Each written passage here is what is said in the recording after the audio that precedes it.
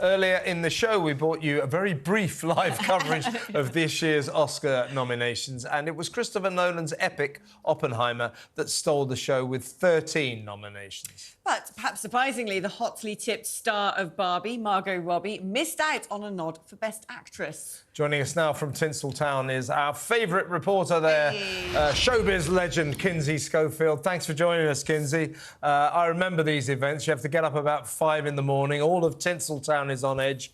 Rest of the world doesn't really care. But these... Alex doesn't care.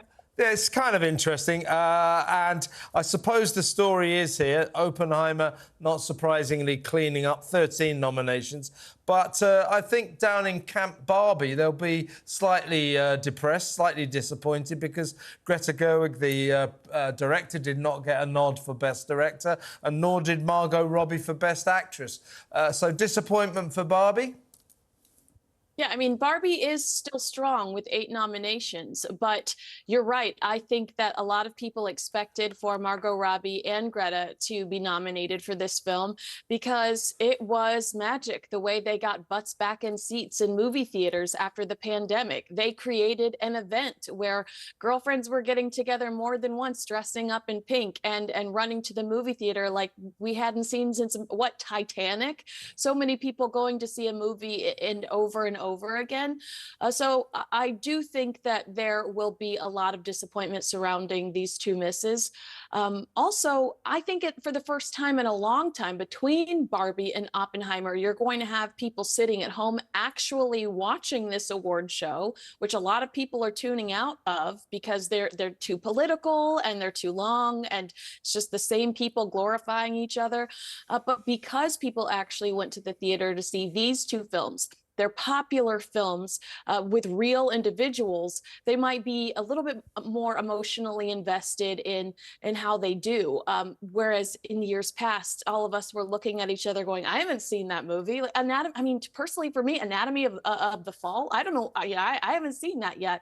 So I think that this year you actually might see people tune in for it because they know some of these films. Yeah. I mean, that's it, isn't it? Hollywood has finally, late in life, realised that all these films about slavery and struggle and historical injustices of the ancient past, they're all very worthy, but they don't make money at the box office. So this was the year when Tinseltown woke up to that old principle, go woke and you go broke. So, yeah, I mean, these films, at least that we're looking at, they're commercial, right? Right. And so I don't know if you saw this over the last few days, but here in the States, this story blew up about Oliver Stone criticizing Ryan Gosling for taking the role of Ken in Barbie. He said it was a money grab. He was, and he kind of said that it was a pathetic money grab and that he didn't need that and he should be doing more serious films. He made the comments months ago, if not sometime last year, right. But they just came back up, and so he's within the last few hours apologized for those comments. And Ryan, I think Ryan taking the upper hand here, accepting that supporting male actor nomination for the Oscar. I think that it reflects really well on Ryan, who hesitated to take the role of Ken in the Barbie movie, but ultimately did take the role because of his little girls. Yeah. I think he looks like the winner in this Oliver Stone versus Ryan Gosling battle that we never knew, we never anticipated ever seeing.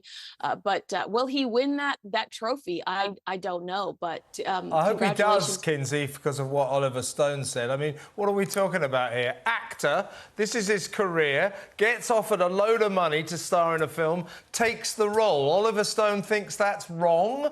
What's wrong with him? Oliver Stone thinks that he should be doing more serious films and less commercial content. But Oliver Stone later said, hey, you know what? I actually saw the movie. I loved Greta's Lady Bird. I've made a mistake here. So, at least he apologized. Fair enough. Now, your tips for who will win? Who'll get Best Actor then? Cillian Murphy? Oh, I would love that because I think he's such a stud muffin. And actually, he's got one of those stud muffin, yeah. He's got one of those faces where he looked like he was 25 for the last 25 years, and now he's not a 25-year-old man. I believe he's almost in his 50s now. So to have this nomination has got to be a great feeling for him. But I think Paul Giamatti might steal this from him. Yeah, I think you're right. Very quickly, we've got to go. But the Best Actress, who's going to win? Oh, I hope it's Emma Stone. I grew up with her, so good luck to her. Did you now? Well, we'll get more details on that in the future. Fantastic to talk to you. Kinsey Schofield there in a stud muffin. Great revival of that word. Bring back Gregory Peck, I say. He was a stud Great muffin. to have you on board, Kinsey. Always a pleasure.